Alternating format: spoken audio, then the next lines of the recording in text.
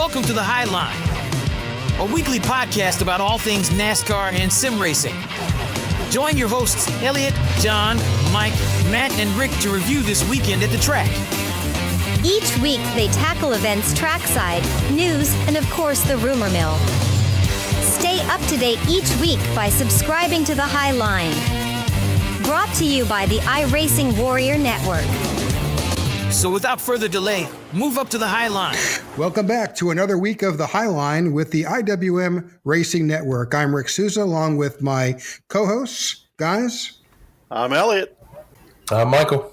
I'm John. All right. Thank you for joining us again. Another week of the High Line where we talk about everything NASCAR and sim racing, and particularly the IWM Broadcast Network and the Tech4Troops Cup Series. Thanks for tuning in. And all right, on to our first segment, talking about the third race of our season with the Tech4Troops Series.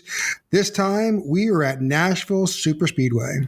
All right, we had 38 entries with 11 teams competing for a championship.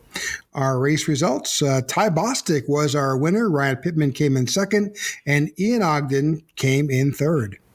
And with that, I would say, Rick, it was a good race for up in the booth, and we had a lot of action to cover on the track. And one cool thing that I would like to note is, like you said, 38 entries, 11 teams, and we've had three very different winners this season. I mean, look at Bullard, look at Barletta, and now Bostick, all starting with the last name, or with the first letter of the last name is a B. So maybe next week, is anybody else, I don't know, has a last name starting with a B. But it's been a great trend because it's kind of what you've seen a little bit when the Cup Series changed over to the next-gen car.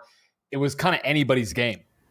Yeah, I think this third season has really had its left a mark on these guys coming out of the second season where they were just getting used to racing with each other. And now they're comfortable. They're getting good at what they're doing. And the car has changed a little bit, but they're getting used to racing, and they're racing great.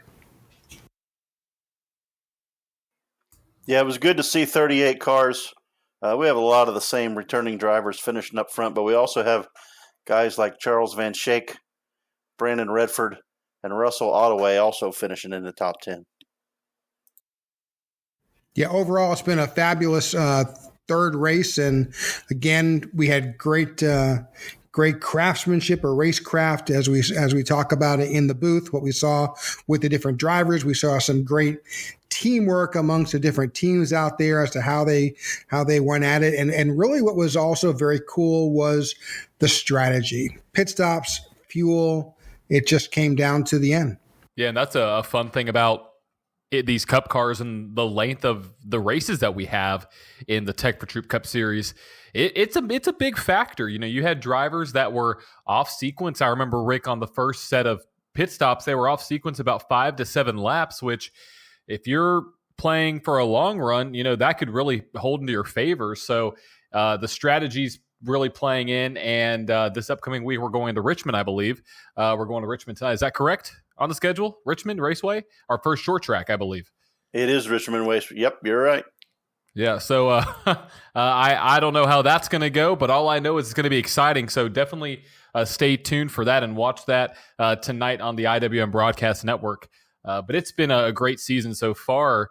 And like we said, Ty Bostick brought home the win. So do we have Ty Bostick on the show? Is that what we're going to do? We got Mr. Bostick in here, Rick? That is correct. And we can, Ty, welcome to the broadcast studio. We appreciate you joining us this afternoon to talk about what happened at the race. How's it going, guys? Thanks for having me. You're welcome. So it's great to see you here. A nice win early in the season that sets you up for the playoff series. I'm sure that was the proverbial monkey off your back. Oh, yeah, for sure. Couldn't quite get one done the last couple seasons, so it's nice to go ahead and get a win early in third season. So wait a minute, is this your first win ever? First win in the IWM series, it is. Well, how about that?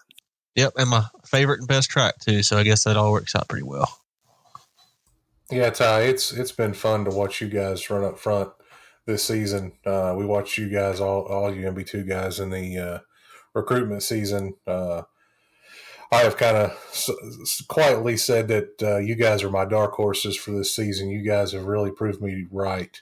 It's been fun to watch you guys. You and Jeff, your teammate Jeff Nairn, he ran up front that whole first segment of the race, and you do what you do, just steady Eddie, conserve, stay out of trouble, and you're always there at the end. That was a good job last week. Yeah, I appreciate it. Yeah, me and my teammates all work pretty good together. We all have different strengths and kind of help each other build up and push each other a little bit forward. Luke, for example, me and Luke kind of had the opposite problems in the past. We've kind of helped each other move a little bit forward towards helping each other. I've always been too much on the conservative side and saving tires too much, and he'd push a little bit harder, and we kind of pulling each other in the opposite directions to kind of get ourselves moving forward, but also not over pushing it to stay up front and not get into too much trouble. Sure. And, like Michael said, I mean, y'all have been the front runners all season. Luke getting that win at Vegas, first race of the season, and Jeff running up front at Daytona, Jeff running up front at Nashville. Then you bring home the win for NB2.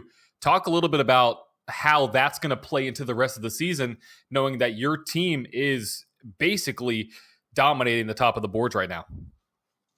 Yeah, it's just really good for our confidence. Like I said, both me and Luke have had the speed to stay up front to compete for winning races, but we haven't quite got it done. Jeff's kind of newer to these cars too, but it's also good for his confidence too, for all three of us pushing together. He's been running well, like I said. So having all three of us stay in the general front of the pack is going to be good for our team overall, as long as we can keep staying there. Obviously, getting the early wins helps to kind of lock us in so we can take a little bit of pressure off trying to make sure we push for wins, but we're obviously going to keep trying to stay up front and put ourselves in position to stay in contention for wins all season. So tell us a little bit about you and how you got involved in iRacing. So I've always been really interested in racing.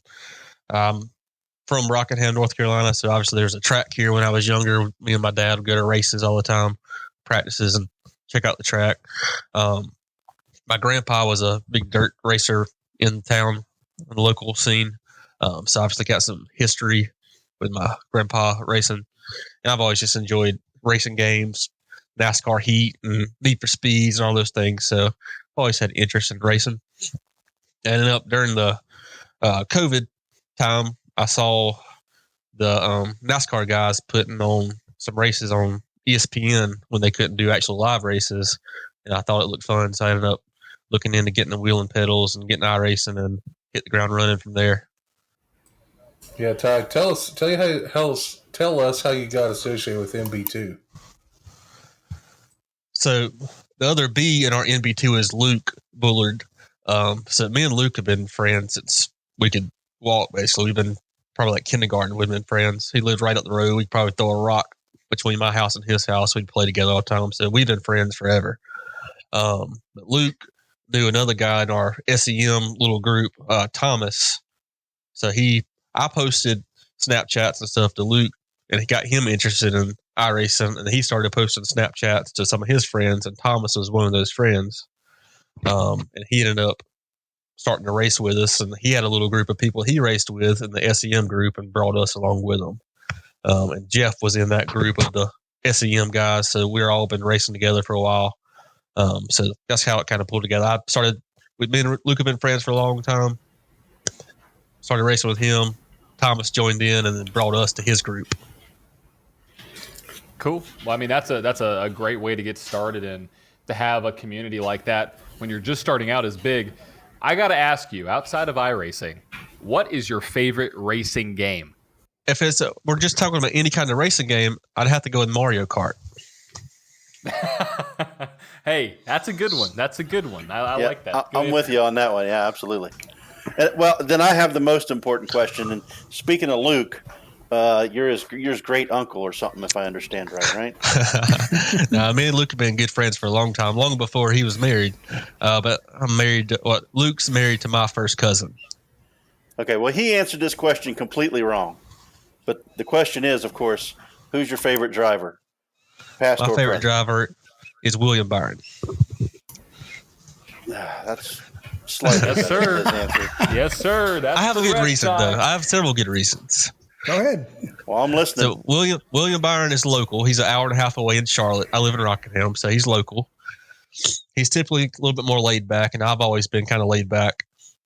And then when I first started getting back into NASCAR, I took a long time off after they closed Rockingham down. I kind of stopped watching for a while, and I started again a couple years ago. And when they started back up, that was after William Byron's mom had that little spell with the cancer at Martinsville. And my dad has been battling cancer for a while. So whenever I started picking a new driver, I was like, hey, his mom's dealing the same thing with my dad's dealing with. So that's my guy. Absolutely. I mean, you couldn't have picked a better driver. I'm very biased, though. John likes anybody in the 24 car, so. Incorrect, John. But no, that's okay. no. I did not like Chase Elliott in the 24 car. I'll tell you that right now. That was a period where I did not watch NASCAR. So, all right, we'll give you that. Thank you. All right, on to segment 2 here, and it's our NASCAR week wrap up. Darlington, track too tough to tame, was where Xfinity and the Cup Series were, and it was wild. All the cars were in throwback paints and some well-known paints, some not quite so well-known paints, but it was a lot of fun to watch. The Xfinity Series did not disappoint. There was a lot of action. They had a lot of Cup car drivers mixed in with the Xfinity regulars. It was just a great race to watch. Yeah, it was. The Xfinity Series puts on a great race every week. It seems like those cars are they're more fun to drive. They're able to make passes better. They just put on a lot better show, and they did it again this weekend at Darlington. It was fun to watch those guys. So John Hunter Nemechek took the pole, and he was out there out front, and he had to deal with a NASCAR Cup Series regular Kyle Larson, who was up there battling nearly the entire race. Yeah, did anybody think it was weird to see HendrickCars.com on a Colleague car? I mean, I guess it was just the number 10 to me that made it feel weird. No, it was just bizarre.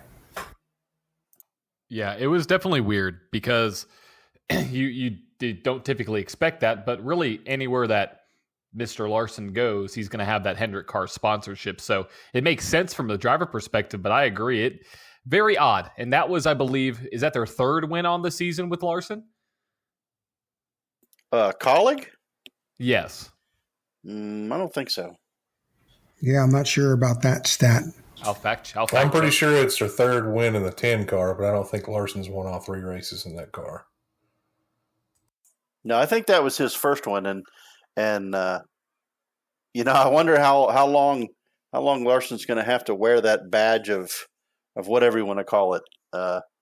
He goes over to Colleague, and I guess none of their sponsors want to touch him either, and he has to wear the Hendricks.com. Maybe it's the opposite way. Maybe it was, I'll come over if I can take my sponsor with me. Okay. I don't know. But okay. Just throwing it out there.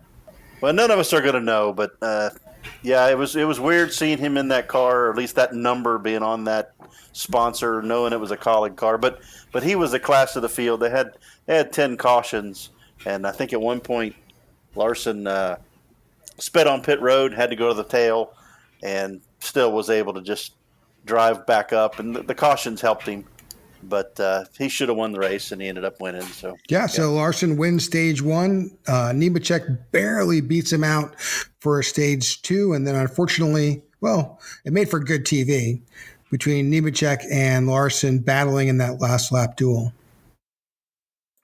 I thought the last lap between them two was great, and I saw some people kind of hating on John Hunter that he was making rookie moves and Larson was making him look bad.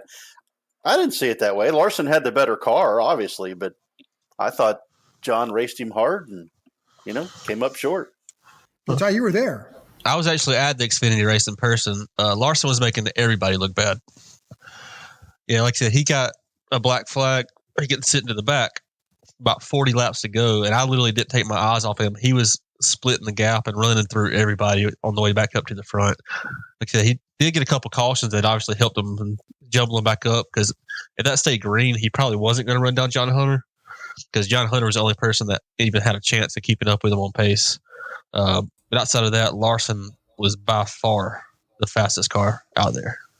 Yeah, Larson was running a line that nobody else was running. Everybody else kept diving the bottom of one, and Larson was just, his entry was high going into one, which enabled him to carry more speed into the corner and get more drive off. I think that's probably what everybody was talking about with John Hunter when making rookie mistakes, is they kind of felt like he should have been running up top two to try to take some of that air off.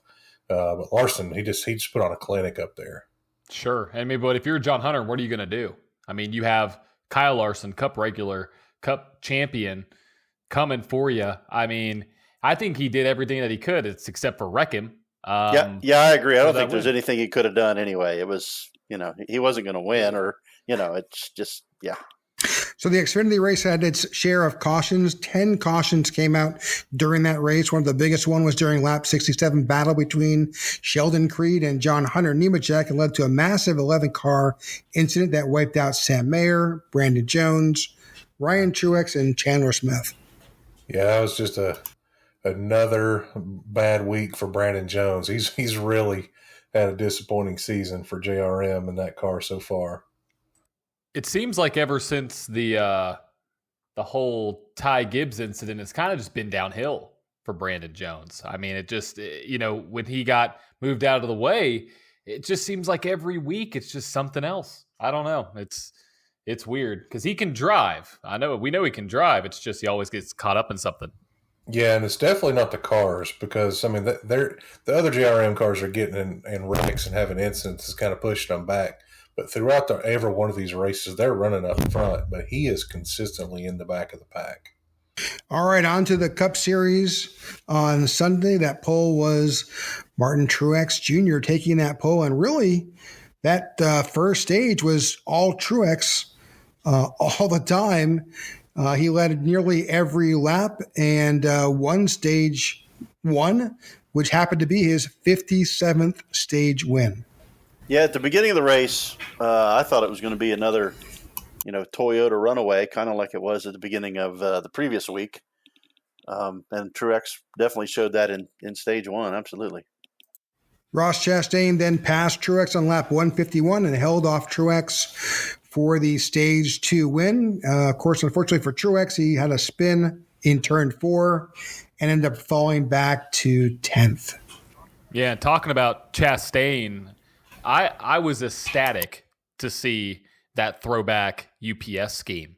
While we're on the topic of paint schemes and Chastain, outside of a very obvious topic we're going to talk about in a little bit regarding his driving style, but I was such a fan of that paint scheme. And same thing for Ricky Stenhouse. They both almost had mirroring paint schemes. I thought it was really cool that UPS jumped on board. Was that the first time? That's the first time I can remember two throwbacks being the same paint scheme. Anybody? Has it ever happened before? I mean, I've seen the same driver, I believe, but not the same exact paint scheme. No, I think it's the first time ever. I found that kind of odd. Yeah, I was going to say, I thought that was a little weird. I mean, I liked it, but I didn't need to see two of them. I thought it was a little weird. So as the race goes on the restart with 13 laps to go, all the action happened. Third place, Logano, and fourth place, Truex crashed, starting a multi-car incident that caused another caution. At that point, Chastain and Larson were going side by side for the lead, and Chastain hit the wall while racing Larson. At almost the same time, Truex lost control of his car. Yeah, he hit the wall, and it kind of reminded me of the week before when Noah hit the wall when Chastain was on the inside of him. It was just he ran out of town a little bit right there, I think. Yeah, just a little bit. And you're going to have people say that Larson ran him up the track, because I've been watching a lot of what people say on social media, and a lot of people are like, well, Larson did the same thing that Chastain did. And I'm just over here. I mean, I'm like, I guess. But, like, how else are you supposed to race Chastain at that point? I mean, it's either you get put in the fence or you put the guy who put you in the fence. So either way, I was okay with it whether he ran him up into the wall or just kind of left him with very little room. I don't think Larson did anything wrong, and there was 13 laps to go, so it's time to go anyway. Was that the restart that it looked like Ross jumped the restart? Yes. He Which definitely jumped the restart. Well, now, that's not what NASCAR said. No. Yeah, NASCAR came out and said that there is data that the 5 got back to the gas before the 1. It didn't look like it. I thought they said they reached the end of the restart zone and it was time to go, and the 5 just hadn't gone. So it was. Well, that makes more sense. That makes more sense that they just got to the end of the restart zone, because if you just watch it, it looks like Chastain just absolutely jumped it. So while that's going on, Chastain and Larson crash while racing for the lead with 6 laps to go. Certainly a controversial incident there. Not to me, it's not. Shocker to nobody. Yeah. Well, I mean, what do you expect? There's 6 laps to go. What do you mean? I mean, right. Yeah. Yeah. Nobody expects them to not race hard. But that was just absolutely ridiculous. Yeah. That was the middle finger for the move. I thought that was funny too. I thought that was incredible because, the second it happened and I saw him going, I was like, hold on a second. I think everybody knows that Larson is just flat-footing that and going to put Chastain back in the wall, which he didn't actually hit the wall. But I thought that was great because, like you said, Rick, and Mike, rather, it was just a big middle finger to the 1 because, really, I think if Chastain didn't make that move, they would have probably finished 1-2. And Larson, I think, felt the same way. But I agree. Larson was like, I'm not going to let you get away, and pushed him throughout 3/4 of 1 and 2. Kind of awesome. Honestly. I think if Chastain didn't make that move, odds are they're going to wreck in 3 and 4 if they made it through that corner. I mean, even after the race, Larry McReynolds said that he was looking at the SMT data, and Ross went into 1 and never lifted. Not 1 inch did he lift. He never got off the throttle. He had no intention of making that corner. It was absolutely going to pile him into the wall and hope he made it work. And for the first time in 2 years, Ross was a victim of his own chaos. Yeah, I don't have an issue with what either one of them did. I thought it was great. Yes, Byron doing what Byron does. He is the Ty Bostick of the Cup Series. He's just steady Eddie. He runs smart races. He doesn't put his car where it doesn't belong. Just slow and steady. He's always up front and making good decisions. It was good to see him get that win.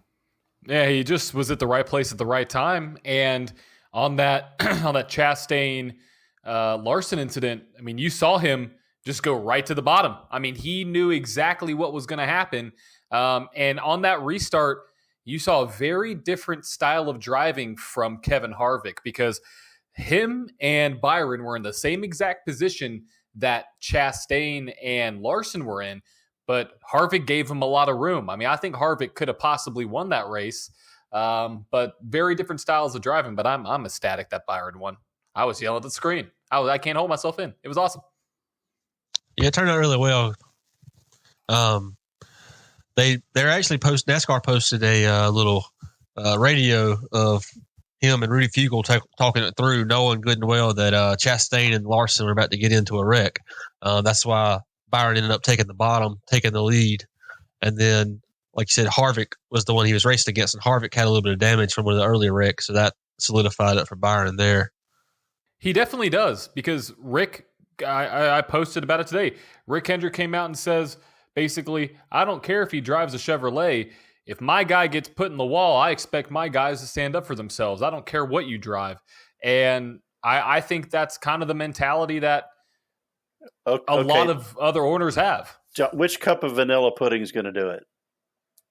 Out of all of them? Yeah. It's probably, since Larson, originally I was going to say Byron, but since Larson got affected by it now, I would put Larson in the front seat because Larson has that payback on his, coming for Chastain. So I would say Larson. Yeah, when it comes to the in-car retaliation, I would say the guy that's going to do it's the 5.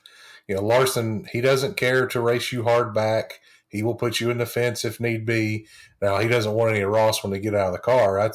He's made that more than clear. But I think out of the Hendrick stable, Larson's going to probably be the one to do it. Okay, so Alex, Chase, and William, they're all vanilla pudding, and Larson's tapioca. Gotcha. It's going to be Larson. Gotcha. Your fandom is never hidden. They ain't going to do. I guess that maybe in the All-Star race because it don't matter. They're not going to do anything. I just don't see it happening. For $1 million, I think somebody will put Chastain on the wall in a heartbeat. And I think if that's going to come down to, let's say it's Larson or I take that back. I don't think anybody's going to care if Chastain's out front. I'll call it right now. I think that anybody's going to put him in the wall. I mean, I called my shot last week and said Chastain's going to put somebody in the wall. I mean, I guess he kind of put himself in the wall this week, but it's going to happen. I don't know when. It's going to happen again. I'm absolutely right there with you, John. This week, not being a points-paying race, it's for $1 million. If that whole garage is over him, if they get out there and they see that their car is not capable of winning that race and Ross is good, somebody's going to do it this week. Well, I agree with you guys on that. It might happen this week, but in general, during the week, with those four guys in particular, I don't really see it happening. And you, Rick, or somebody alluded to, he has a number on his back. He should wear a big T-shirt that says, "Here's my number," with a big 1 on the back of his shirt. He should put the Target logo. That's a sponsor for him. They should go out and chase the Target folks. They definitely need to do something to capitalize, market wise on what he's doing on the racetrack. Well, we talked about it before the podcast started. Justin Marks got on Dave Moody's show today and had a conversation about it. And he even made the comment. The quote was, after last week, he had an opportunity to come out there and have a good, clean race and win Darlington, and he would be an absolute legend. It's all right there in front of Ross if he could just figure out how to take it. We've had 2 years. He's up front all the time.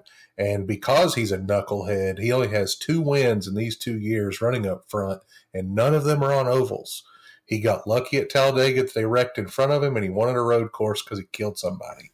He should have at least 6 wins in the last 2 years right now, but he keeps putting himself in these positions. You're describing somebody from about 1980. You do know that, right? It ain't 1980. Yeah, but it's the same thing. You said 2 years, like 2 years is a long time. It's actually been about a year and a half. And he'll get there. Yeah, he should have had 6 wins by now. He'll figure out how to have those 6 wins sometime soon. Maybe not this year. Maybe next year. Maybe not next year. But he shouldn't change at all. He's definitely going to win. I'll tell you, he's going to win in the next 3 weeks. He's definitely going to win. I'm right there with you. No, I would. He's just got to figure out how to quit putting himself in these positions. I'm with you, Elliot. Like I make no bones about it. I'm not a Chastain fan by any stretch of the imagination. He is good for the sport, but he has got to figure out how to finish these races without all this chaos. If he can figure out how to do that, he's dangerous. All right, so as we already heard, we are moving on to North Wilkesboro for the All-Star event. We've got the Open and the All-Star race, and I'm so looking forward. All I've seen is pictures and some local video of what they've done to North Wilkesboro, and I'm shocked. It's just looking like a great track. Yeah, they have. I've got a buddy that works for a company that's doing a lot of the upgrades and the signage and the things like that. So I've been kind of getting back channel updates and pictures pretty much throughout. I saw what it looked like the first time that his company went out to look at it versus what it looked like today. It is unbelievable what they've done there. It really is. And, I'll ask a question. One, will North Wilkesboro stay on the schedule? And 2, will it move from a all-star race to a regular season race? What are your thoughts on that? I think if it puts on a good race, it could potentially take the Bristol Spring race. Oh, that's interesting. I think for sure, in my opinion, you're going to see it all. You'll see the Cars Tour make that a regular stop. You may see it's a perfect track for the Cup, for the Truck Series, and eventually, I think you may see a NASCAR stop sometime. If it's not 2024, but 2025. I could see the Truck Series racing there immediately. I don't know if Cup would go there immediately or not. Something tells me it wouldn't, but they need to do a test, so to speak. And yeah, you could say this is a test, what they're doing this weekend, but it's not. It's a novelty. It's going to be a huge crowd. It's going to be a huge success as far as that goes.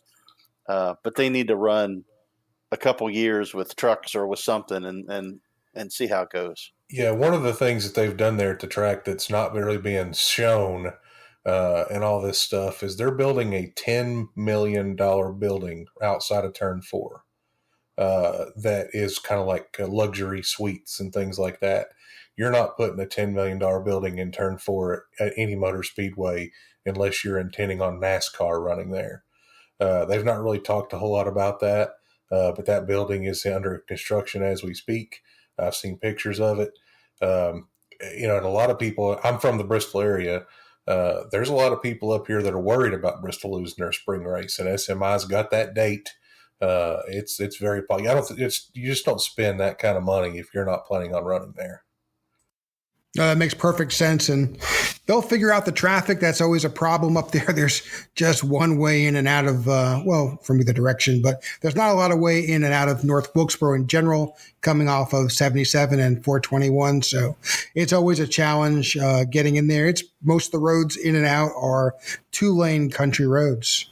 Yeah, infrastructure of that area is definitely the biggest challenge for that racetrack. Well, there was a conversation early on that North Carolina DOT they couldn't get an off-ramp built in time for this race, but that doesn't mean it's not on the books. And if this is going to be a regular occurrence on the calendar during the course of the year, they'll get that done, and that will help to speed the loading and offloading of that track with traffic. Well, I hope it stays. Absolutely. All right, so next point race after North Wilkesboro will be the Coke 600 in Charlotte on May 28th. That is always a wild event here because everybody comes here. The race shops are here. It's a wild week in Charlotte.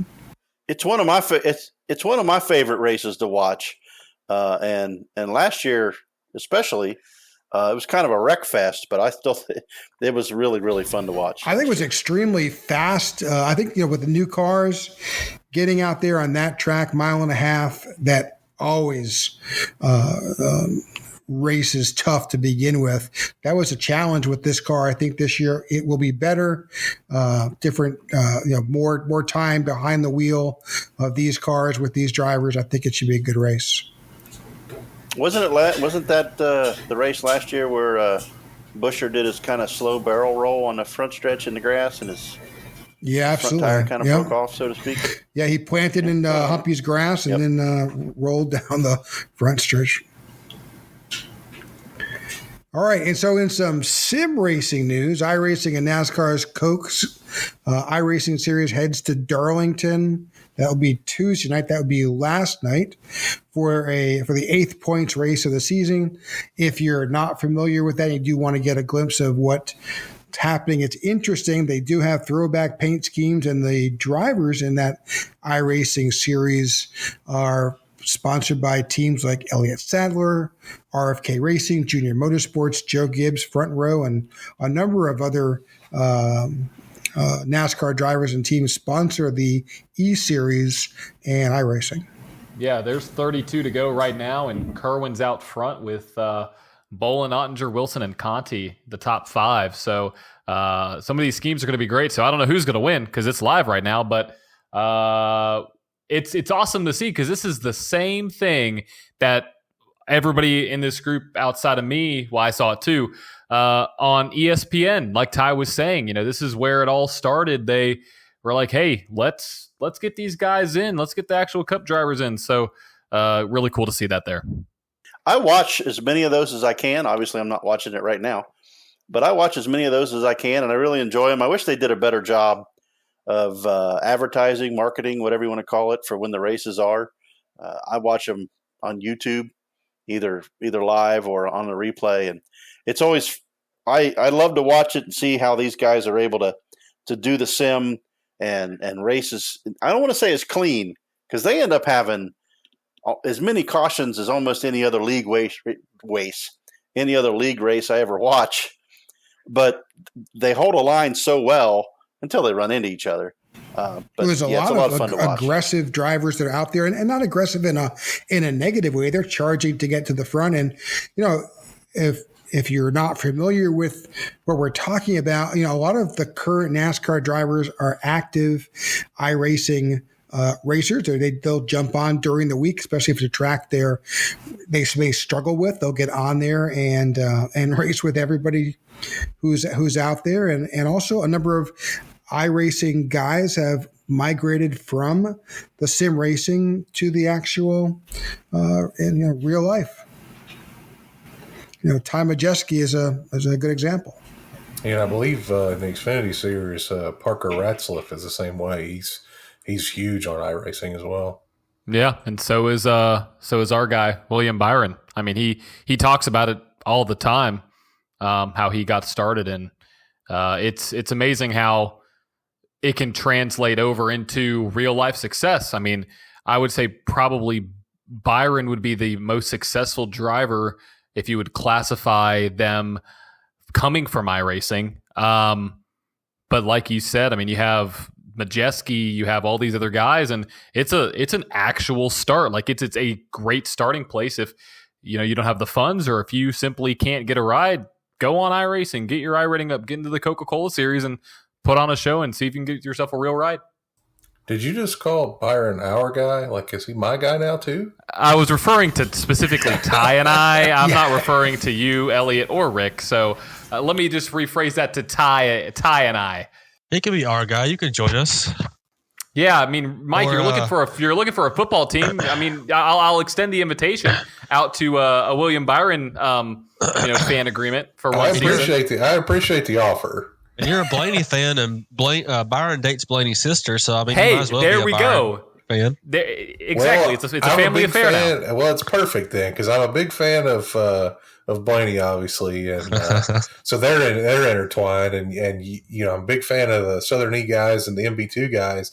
And after talking to Luke, apparently you guys are all intertwined. This works perfect. Just me, Luke, and Zach.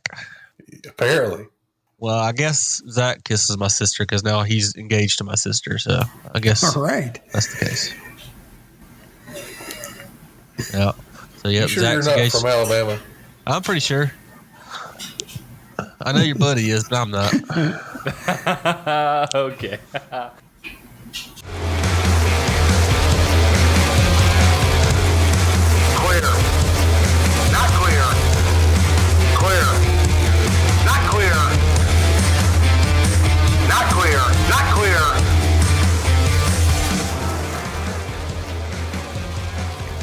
All right, as we move on to our next segment, it's our clear, not clear segment.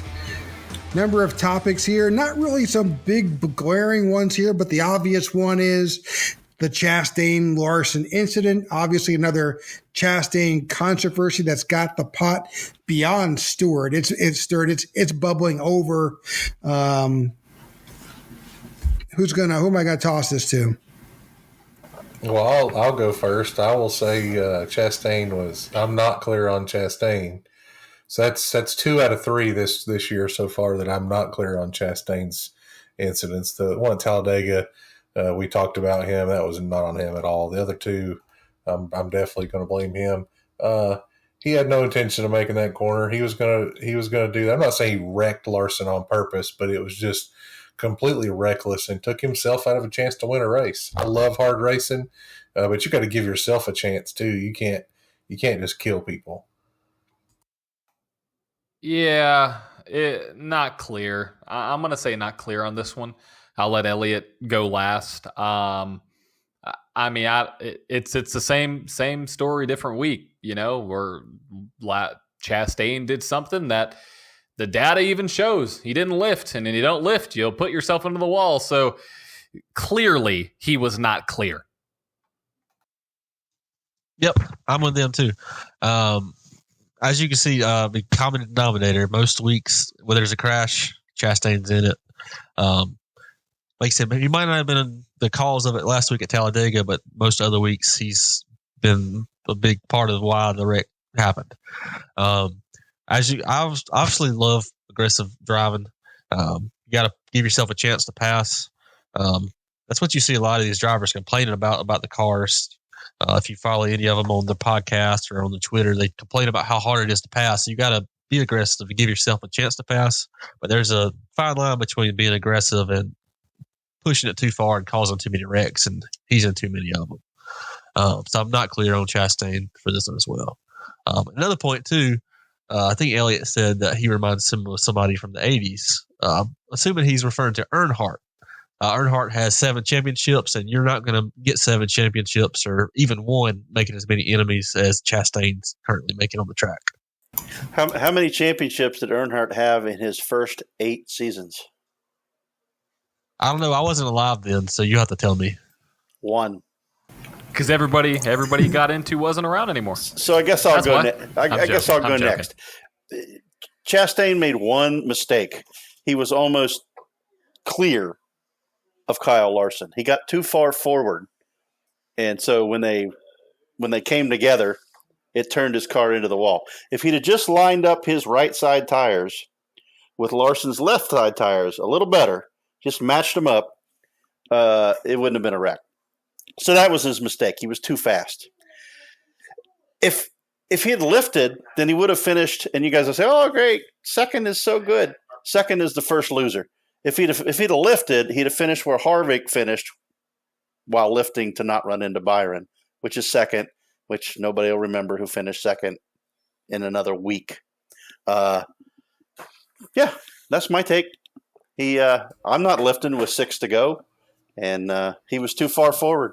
That was his mistake. You're not going to lift getting into the corner at Darlington. You're going to hold it wide open at Darlington in the corner. That means you have no intention of making the corner. If lifting means I finish second, which is what would have happened, absolutely. We're not racing for second. We're racing for first. All right, on to our second topic. Bubba Wallace comments after finishing 5th. Hard to accept a solid top 5 when the inconsistency is so consistent. Mind boggled how we finished behind cars caught up in a wreck. What could have been? I will go first on this one. I'm almost clear with what Bubba said because he wasn't the only one, and I don't have a name in my mind for some reason right now. But he was not the only one that was confused why so many guys got their spot back that were involved in that crash on lap 6 or whatever it was. So I'm clear on what he said this time. Yeah, I'm with you on that. I'm clear. It was Harrison Burton and Bubba, and there was a third guy that got hammered by this. I don't understand how NASCAR could make this mistake. This isn't some grassroots race in the backwoods or in the sticks somewhere. This is NASCAR. You've got 1,000 TV cameras everywhere. It was a scoring loop thing. Yeah, I get that. But why did it not matter? These cars, the cars they let back in line and take their positions back were in the wreck. Harvick, for example, he got killed. Chase Elliott got junked. How can you possibly give those guys their spots back when they're in the wreck? They weren't just skirting through it. I mean, they were flat out in the wreck. It's inexcusable, in my opinion. I'm right there with you. I mean, there's a lot of people that are on the other side of this, and when I first watched it, I'm like, oh, here's Bubba complaining, which he did complain and whine a little bit. I mean, he is known for kind of calling out everybody else, but he isn't wrong. There was no clear-cut reason why those guys got their spots back. And yeah, I think anybody in that situation would be upset. Did I think he had the car to win? In the beginning of the race, maybe. But I'm with you guys. I think he's mostly clear on this one because it wasn't clear why all those guys got their spots back. Yeah, there's got to be some kind of consistency of how they give the spots whenever somebody's in a wreck or not. I believe probably the best way to do it is where they blend in after the wreck.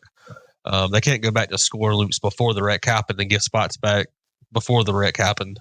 So they got to figure out some way of being consistent of giving the spots back to who deserves what spot. Like I believe it's got to be where they clear and merge back into the racing speed instead of, I believe they said they were maintaining a certain speed and they weren't really clear on what speed they were having to maintain to get their spots back. So they got to figure out some kind of way of figuring out the process of giving spots back of cars involved in the accidents. Right. Or, like Michael said, there's 1,000 cameras out there. You're telling me that not a single one could have captured an image of a point in time when the caution flew and you freeze the field and whatever your place you were in, discard the cars that were in the wreck and then advance everybody else. You know, I mean, that's how I think it should be done. Yeah, the other car that was in it was Justin Haley, but during the broadcast, they showed the end car of Kevin Harvick. He absolutely destroyed the back of Keselowski. Oh, absolutely. I mean, he ran Keselowski over, and they let him get his spot back. It just makes no sense. Unless they're classifying a wreck as a spin.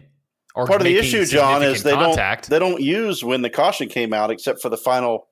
You know, except for the last lap, they used a previous scoring loop, and that's what they relied on for some stupid reason. Which I think that's a huge flaw in NASCAR, because why in the world in 2023, with technology as good as it is, can we not have theoretically unlimited scoring loops because of the camera technology, especially in situations like that? Forget the camera technology. Just use the telemetry in the car. The GPS in the car. Exactly where they're on that too. I mean, where they are in the field, freeze at a particular point in time. Where are you? Geolocate on the track, and boom, that's your. Yeah, and I'm like John said earlier. If the car is physically involved in the wreck, you remove those from the lineup. Even if you want to use that previous scoring loop, if you want to do it that way, you know. But if you've got a car wadded up in a wreck, then they're disqualified from carrying on, whether they maintain speed or not. They were in the wreck. The challenge is that it all has to take place in a matter of 2 minutes, because they've got to get on there. NASCAR has to figure out where those cars are in position, make the decision as to where they need to be, get on the radio with the NASCAR official on the spotters tower, who then relays that information on the NASCAR radio as to where their guy is. Plus, then he takes questions and controversy and protests there as to who's where. And I don't pity them. I mean, I pity them. It's a lot of work they have to get to try and figure something out. So it's not the best, but. Well, I hear 5 guys in here that would gladly work for NASCAR to help them on this issue, so races go back. So I don't know if anybody's looking for a job, but I think all 5 of us could make a pitch to NASCAR, say, hey, we'll be your replay crew. We'll be your damage control crew. And we got Rick with his technology skills. And then me, Mike, Elliot, and Ty will all just, basically count the cars and say, oh, you're here, you're here, you're here. Boom. Race control. Oh, yeah. My phone's already ringing. Race control. All right, so moving on, Tyler Reddick's 45 team was penalized this afternoon for unsecured ballast. They were docked 10 points. That dropped them from 8th to 10th. Yeah, I'm clear on the penalty. It's a hazard when those come free. And I don't know, I'm sure one of you guys do. I don't know if they need to hire a new welder or if those ballasts are bolted in somehow. But, yeah, they can't come off the car. Yeah, I'm clear for NASCAR giving the penalty. I'm with Elliot. That's way too dangerous. You cannot have that happen.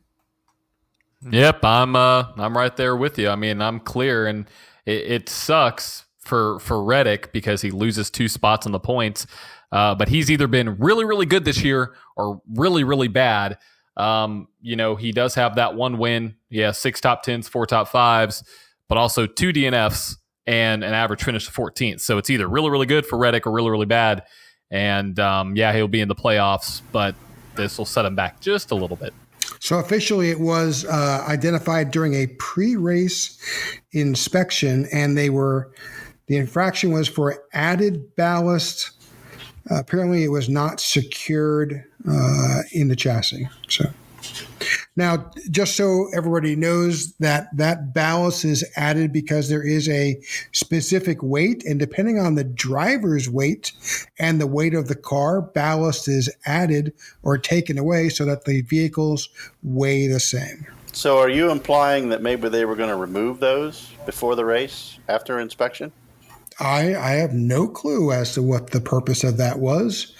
I'm actually shocked that the loss of that the penalty was only 10 points.